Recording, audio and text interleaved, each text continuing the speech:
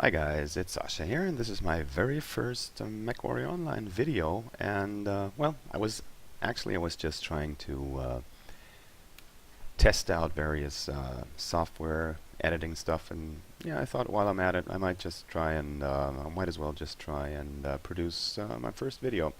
So, what's this about?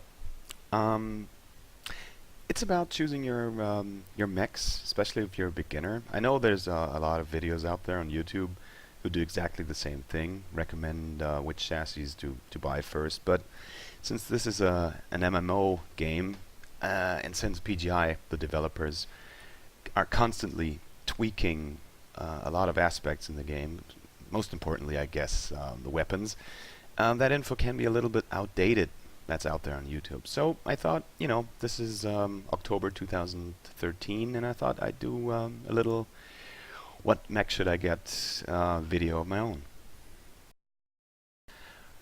Right, first things first, as you might probably already know, this is your Mechlab screen here. I got all the mech bays that I personally possess down there. Those are all the mechs I own. Yeah, it's quite a few. Sorry about that. Um, and these here in the back are obviously the Phoenix mechs. You can't buy those at the moment for C builds.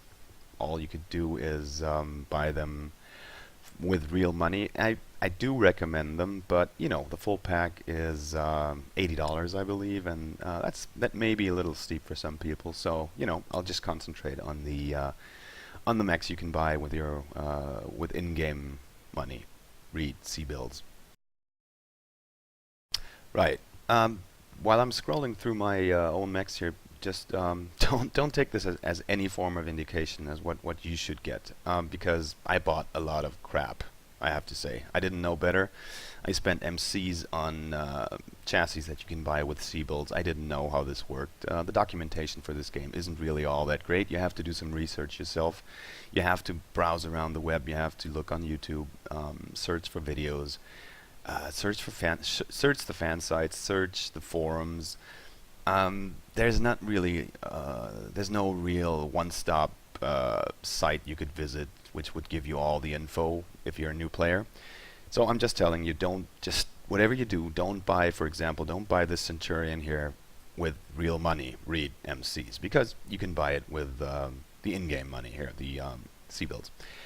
Anyhow, what I did was, and you can see this is the chronological order in which I bought my mechs in. So the first one I bought was this Centurion A, and it's actually quite a decent choice for a beginner, I'd say. Although after having played a lot of other mechs, I wouldn't really recommend it for a total beginner because you have to have some piloting skills to make the best out of it. You have to have some sort of understanding of the game because it's not a stand and cover, peek out, fire all your lasers at the enemy type of mech. You have to know how to position yourself on the battlefield to make the best out of it because its armament is really not that heavy.